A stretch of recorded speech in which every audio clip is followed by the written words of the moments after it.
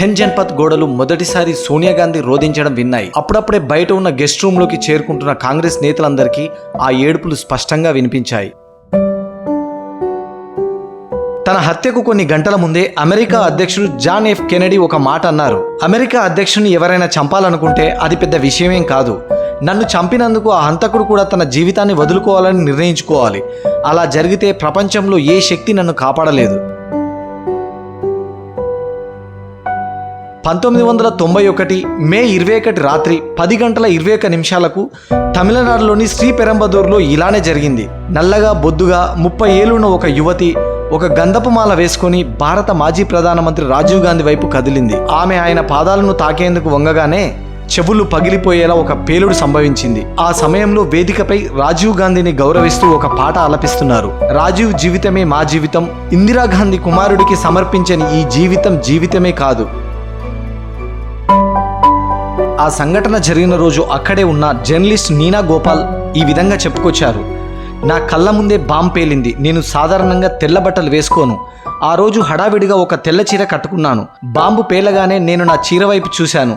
అది మొత్తం నల్లగా మారిపోయింది. దానిపైన మాంసం ముద్దలు, రక్తపు చుక్కలు పడ్డాయి. నేను బతికానంటే అది ఒక అద్భుతమే. నా ముందు నిలబడ్డ వారందరూ ఆ పేలుల్లో చనిపోయారు. బాంబు పేలడానికి ముందు చిటపటమనే టపాసులు పేలిన శబ్దం వచ్చింది. వెంటనే నిశ్శబ్దం ఏర్పడింది. ఆ తర్వాత భారీ శబ్దంతో బాంబు పేలింది. నేను ముందుకు పరిగెత్తా. అక్కడ ఉన్నవారి బట్టలకు మంటలు అంటుకున్నాయి. అందరూ అరుస్తున్నారు. భయంతో చుట్టూ పరుగులు తీస్తున్నారు. రాజీవ్ గాంధీ ప్రాణాలతో ఉన్నారో లేదో మాకు తెలియలేదన్నారు. శ్రీపెరంబదూర్లో ఆ భయంకర పేలుడు సమయంలో తమిళనాడు కాంగ్రెస్ నేతలు మూపనార్, జయంతి నటరాజన్, రామ్మూర్తి అక్కడ ఉన్నారు. పొగలు అలుముకోవడంతో రాజీవ్ గాంధీ కోసం వెతకడం ప్రారంభించారు. ఆయన శరీరంలో ఒక భాగం, సగం తల కనిపించింది. ఆయన కపాలం ఛిద్రమైంది. జీకే మూపనార్ ఒక బుక్లో ఇలా రాశారు: పేలుడు జరగగానే నేను పరుగులు తీశాను. నా ముందు శవాల భాగాలు పడి ఉన్నాయి. రాజీవ్ గాంధీ సెక్యూరిటీ అధికారి ప్రదీప్ గుప్తా అప్పటికి బతికే ఉన్నారు. ఆయన నా వైపు చూశారు. ఏదో చెప్పాలనుకున్నారు. నా కళ్ళ ముందే ప్రాణాలు వదిలారు. ఆయన రాజీవ్ గాంధీని ఎవరికో అప్పగించాలని అనుకున్నట్లు అనిపించింది. నేను ఆయన తల ఎత్తాలనుకున్నా. నా చేతికి మాంసం ముక్కలు, రక్తమే వచ్చింది. వాటిని ఒక టవల్తో కప్పేశాను అన్నారు. అక్కడే ఉన్న నీనా గోపాల్ ముందుకు నడిచి కొన్ని నిమిషాల ముందు రాజీవ్ గాంధీ నిలబడ్డ చోటుకి వెళ్ళారు. నేను ఎంత దూరం వెళ్ళగలను అంతవరకు వెళ్ళాను. అప్పుడు నాకు రాజీవ్ గాంధీ శరీరం కనిపించింది. నేను ఆయన లోటో బూట్లు చూసా. తర్వాత చేయి చూసా. దానికి గుచ్చి వాచ్ ఉంది. కాసేపటి ముందు నేను కారు వెనుక సీట్లో కూర్చొని ఆయనని ఇంటర్వ్యూ చేస్తున్నా. రాజీవ్ గాంధీ ముందు సీట్లో కూర్చున్నారు.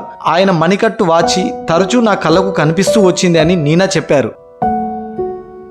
రషీద్ కిద్వాయి సోనియా జీవిత చరిత్ర పుస్తకంలో ఇలా పేర్కొన్నారు: ఫోన్ చెన్నై నుంచి వచ్చింది. ఈసారి ఫోన్ చేసిన వారు తాము ఎలాగైనా మేడం లేదా జార్జ్తో మాట్లాడాలని చెప్పారు. తను నిఘా విభాగానికి చెందిన వ్యక్తినని చెప్పారు. కంగారు పడిపోయిన జార్జ్ రాజీవ్ ఎలా ఉన్నాడని ఆయన అడిగారు. ఆ వైపు నుంచి 5 సెకండ్లు మాట వినిపించలేదు. కానీ జార్జ్కి అతను అలాగే ఉండిపోతాడేమోనని అనిపించింది. దాంతో బొంగురుపోయిన గొంతుతో ఆయన గట్టిగా అరిచారు: రాజీవ్ ఎలా ఉన్నారో చెప్పవేంటి అన్నారు.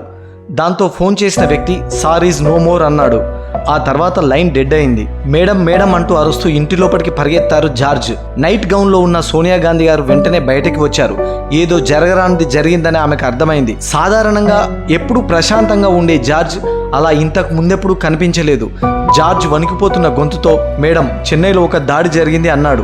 సోనియా ఆయన కళ్ళలోకి చూస్తూ ఈజ్ హీ అలైవ్ అని అడిగారు. జార్జ్ మౌనమే సోనియాకు జరిగిన ఘోరం గురించి తెలిసేలా చేసింది. ఆ తర్వాత సోనియా నిశ్చేష్టులయ్యారు. 10 జన్పథ్ గోడలు మొదటిసారి సోనియా రోధించడం విన్నాయి. ఆమె ఎంత గట్టిగా ఏడ్చిందంటే అప్పుడప్పుడే బయట ఉన్న గెస్ట్ హౌస్ రూమ్లోకి చేరుకుంటున్న కాంగ్రెస్ నేతలందరికీ ఆ ఏడుపులు స్పష్టంగా వినిపించాయి. ఇందిరాగాంధీ ప్రిన్సిపల్ సెక్రటరీగా ఉన్న పిసి అలెగ్జాండర్ తన మై డేస్ విత్ ఇందిరాగాంధీ అనే పుస్తకంలో ఇందిరాగాంధీ హత్య జరిగిన కొన్ని గంటల్లోనే ఆల్ ఇండియా ఇన్స్టిట్యూట్ కారిడార్లో సోనియా రాజీవ్ గొడవపడడం తాను చూశానని రాశారు. రాజీవ్ గాంధీ సోనియాతో పార్టీ నన్ను ప్రధానమంత్రిగా ప్రమాణం చేయాలని కోరుకుంటుంది అన్నారు. సోనియా ఆయనతో అలా చేయొద్దని చెప్పింది. వాళ్ళు నిన్ను కూడా చంపేస్తారు అంది. దానికి రాజీవ్ గాంధీ నా దగ్గర వేరే దారి లేదు, నేను ఎలాగో చనిపోతా అన్నారు. 7 ఏళ్ల తర్వాత రాజీవ్ గాంధీ చెప్పిన మాటలే నిజమయ్యాయి.